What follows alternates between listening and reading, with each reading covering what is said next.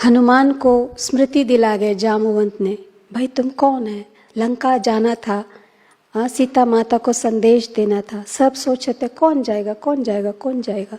हनुमान भी सोच रहा था कौन जाएगा, इतना दूर उस समय प्लेन तो नहीं था ना, लांग के जाना होता था, कौन करेगा। तो जाम्बुवंत ने, जो ब्रह्मा का पुत्र था, उसने कहा अरे तुम क्यों सोच रहे हो? हनुमान को कहा तुम भी क्यों सोच रहे हो? कहता सब सोच रहा, मैं भी सोच रहा हूँ। उसने कहा नहीं, तुम कौन हो? तुम पवन पुत्र हो, तुम वो है, तुम ये है, तुम्हारी में इतनी ताकत है, तुम सिर्फ लंका तक जाना नहीं, वापस फिर आएंगे और इतने क्षणों में आ सकते हैं, तुमको इतनी ताकत है, याद करो क्या ताकत है तुम्हारी, याद करो, याद करो।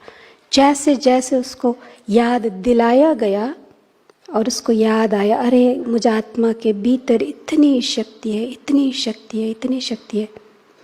फिर वो लांग के पार कर गया, 1 सेकंड में ऐसा छलांग लगाया, बस लंका पहुंच गया। स्मृति। अब हम भगवान की स्मृति से क्या नहीं कर सकता?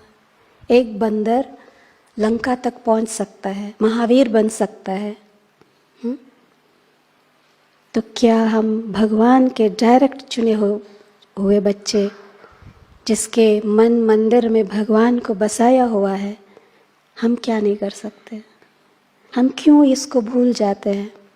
क्योंकि कोई ना कोई बात को हम पकड़ के रखते हैं। यहाँ बात होगी या बाप होंगे। हम बातों को बहुत ज़्यादा, ये हुआ वो हुआ, अरे प्लीज़ जाने दीजिए, मन से इसको निकालिए, क्या करना, कुछ नहीं रहने वाला, कुछ नहीं रहने वाला। हम भी कौन सा झंडा गाड़ के रहने वाले हैं, हमको भी तो जाना है ना। तो क्या बातों को पकड़ करके क्या करना? बाबा ये भी कहते हैं अंत मते सो गते, जिस स्मृति में आत्मा शरीर छोड़ती है वही उनकी गति होगी। तो मान लीजिए किसी ने आपको दुख दिया, कष्ट दिया, बहुत रुलाया आपको, और आप उस व्यक्ति को याद करते हैं हमेशा, ये व्यक्ति बहुत दुख देता है, मुझे कष्ट कर देता है, रुलाता है, बहुत जिंदगी इसने खराब कर रखा है। अच्छा, जैसे जैसे उस व्यक्ति को याद करते हैं, मेरा स्वरूप क्या होगा? ये स्मृति ये है, तो मेरा रूप क्या होगा? मेरे मन में क्या भरा है? दुख ही भरा होगा ना। तो मेरा स्वरूप क्या होगा? सुख स्वरूप या दुख स्वरूप? दुख स्वरूप होगा।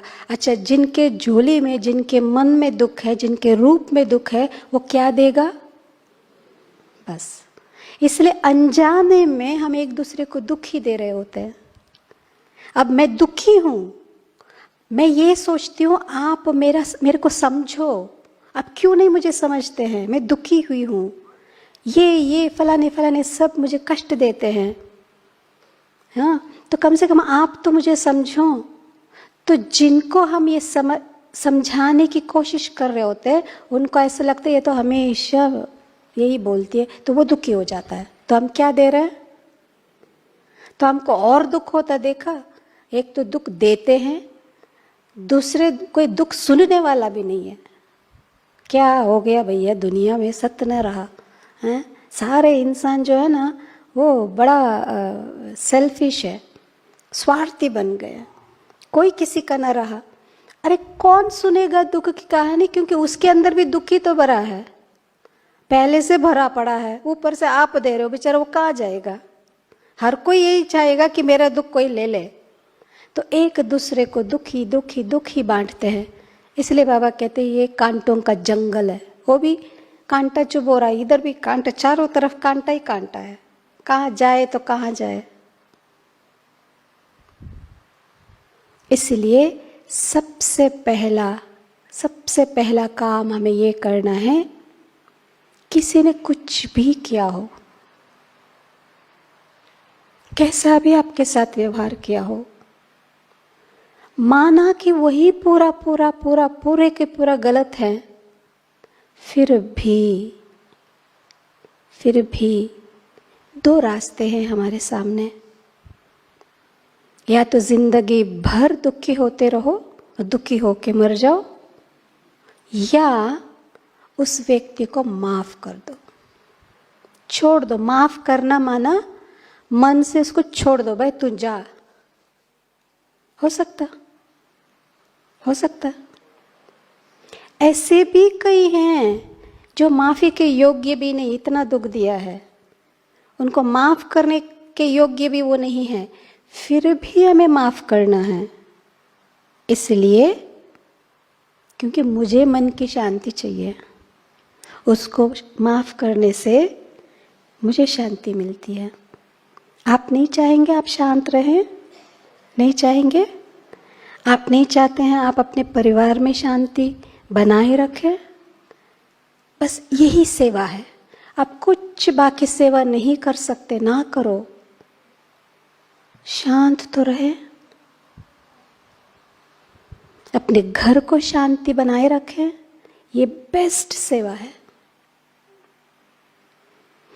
तो वो व्यक्ति जिसने हमें दुख दिया, व्यक्ति जिसने हमें प्यार भी किया ना, उसको भी मन से निकालना है, छोड़ना है।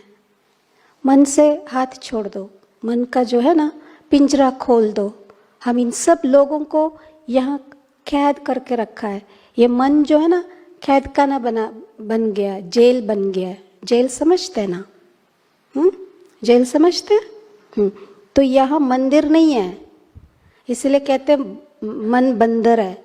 तो मंदिर नहीं है तो बंदर ही होगा ना, इधर उधर जाता रहता। आज मन मंदिर बनाया, किस किसने आज मन को मंदिर बनाया?